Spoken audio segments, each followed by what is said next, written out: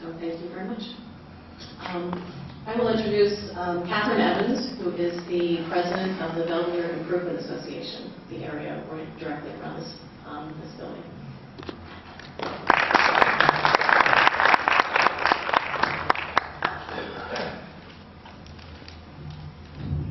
Good morning, everyone. Thanks for being here.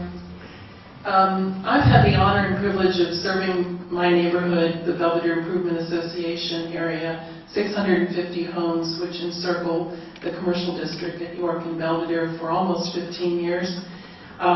In that time, we have served as advocates for the residential community and as cheerleaders and advocates for the business community with whom we work. Prominent among those has been Tom Kefauver over these years.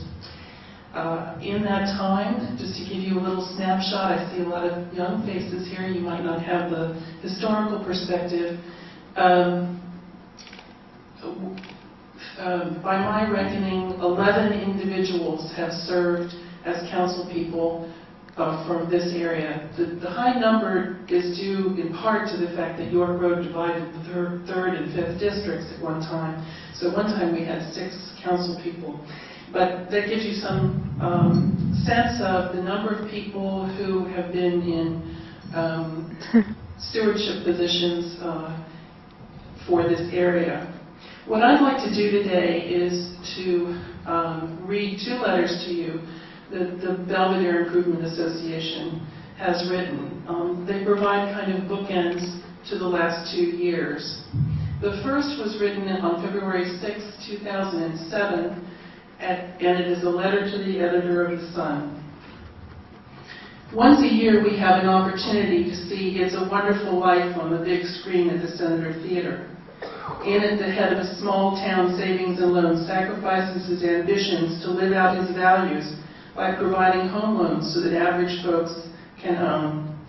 In so doing, he prevents Bedford Falls from becoming Potterville, a bleak uniform company town named for the banker to whom the buck is most important.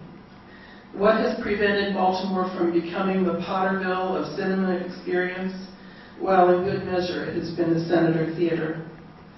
Over the years, local media have relished in covering the grand and high-profile events the Senator makes possible, from the folks who camp out and stand in long lines for Star Wars and Harry Potter, to those who have attended gala fundraisers to film premieres with the spotlights in the sky.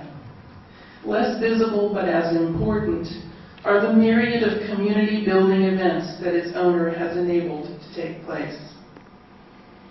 For 12 years, I have been president of the Belvedere Improvement Association, which represents the residential neighborhoods surrounding the Senator Theater.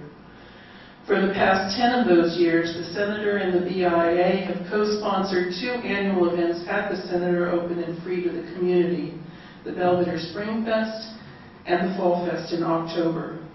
In addition to free films, we have had performers such as Maria Broom, Carl Grubbs and Friends, Jalamanama, African Arts Ensemble, drum circles, Govin's history and poster contests, and every year at Halloween, a costume parade across the stage during which the MC, Tom Kefauver, gives each child a moment in the spotlight.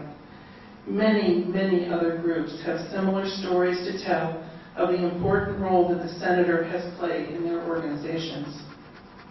What many folks don't seem to understand is that what makes the Senator so special and such an asset to Baltimore is not just the building, but the unique sense of cinema history, expertise, dedication, community-mindedness, and flair that its owner, Tom Kefauver, brings to it. I suggest we all take a cue from It's a Wonderful Life in the current situation. If everyone who saw a film at the Senator in the past year sent just $1 to the theater, Mr. Kefauver's immediate financial need would be met. Remember, that was 2007. As for the long-term financial stability of the Senator, with Tom Kefauver at the helm, that's up to the governor, the mayor, and Mr. Potter at the bank to work out. Let's make sure they do it so that this part of our wonderful lives remains intact. The following letter was written yesterday as an update to that one.